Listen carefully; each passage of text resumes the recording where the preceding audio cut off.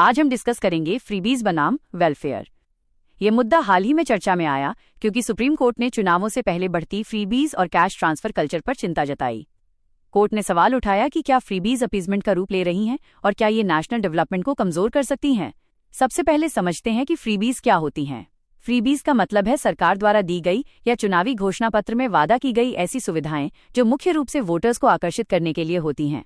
इनकी प्रकृति अक्सर पॉपुलिस्ट, डिस्टॉर्शनरी और फिस्कली रिस्की होती है।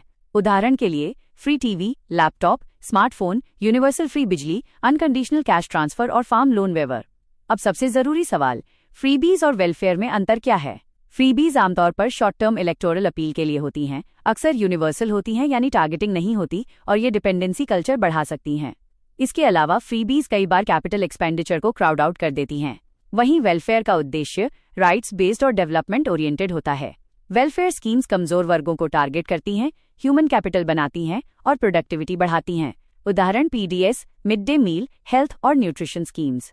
वेलफेयर का मजबूत आधार डीपीएसपी यानी directive principles of state policy में मिलता है। अब फ्रीबीज का फिस्कल इम्पैक्ट समझिए।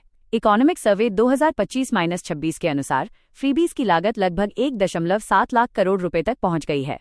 राज्यों का ग्रॉस फिस्कल डेफिसिट 2.6% FY22 से बढ़कर 3.2% FY25 हो गया। वहीं आउटस्टैंडिंग लायबिलिटीज लगभग 28.1% ऑफ जीडीपी तक पहुंच गई हैं। इसका मतलब है राज्यों पर कर्ज का बोझ बढ़ रहा है और फाइनेंशियल स्ट्रेस भी बढ़ रहा है। फ्रीबीज इकोनॉमी को कैसे नुकसान पहुंचाती हैं? सबसे पहले ये इंफ्रास्ट्रक्चर, हेल्थ और एजुकेशन जैसे प्रोडक्टिव सेक्टर्स के लिए पैसा कम कर देती हैं। दूसरा, फ्री बिजली जैसी स्कीम्स रिसोर्सेज का ओवरयूज बढ़ाती हैं। तीसरा, लोन वेवर से क्रेडिट डिसिप्लिन कमजोर होता है। लंबे समय में ये डे ट्रैप और लो ग्रोथ की स्थिति पैदा कर सकती है। ये मुद्दा डेमोक्रेसी से भी जुड़ा है क्योंकि चुनाव से पहले फ्रीबीज वोटर बिहेवियर को प्रभावित कर सकती हैं और इलेक्टोरल फेयरनेस कमजोर हो सकती है। सुप्रीम कोर्ट ने यह भी ऑब्जर्व किया कि फ्री राशन या पैसा मिलने से वर्क इंसेंटिव कम हो सकता है और डिपेंडेंसी बढ़ सकती है। अब यूपीएससी के लिए कुछ important case. S Subramaniam Balaji case 2013 में कोर्ट ने कहा कि फ्रीबीज पॉलिसी मैटर है और कुछ स्कीम्स डीपीएसपी से जुड़ी हो सकती हैं। आरबीआई ने भी चेतावनी दी है कि फ्री पावर, कैश ट्रांसफर और लोन वेवर राज्यों की फाइनेंशियल हेल्थ पर दबाव डालते हैं। यहाँ एफआरबीएम एक्ट 2003 भी महत्वपूर्ण है क्योंकि फिस्कल डिसिप्लिन बनाए रखना जरूरी है। साथ ही ऑफ बजट बोरोइंग और हिडन सब्सिडी को भी ट्रैक करना चाहिए। वे फॉरवर्ड और कंक्लूजन।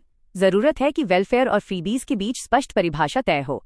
मैनिफेस्टो में फिस्कल डिस्क्लोजर अनिवार्य हो, सब्सिडी पर सनसेट क्लॉज और पीरियोडिक रिव्यू हो और कंडीशनल कैश ट्रांसफर को बढ़ावा दिया जाए। कंक्लूजन ये है कि वेलफेयर जरूरी है लेकिन अनकंट्रोल्ड फ्रीबीज फिस्कल हेल्थ को कमजोर करती हैं। इसलिए बैलेंस जरूरी है, social justice plus fiscal responsibility.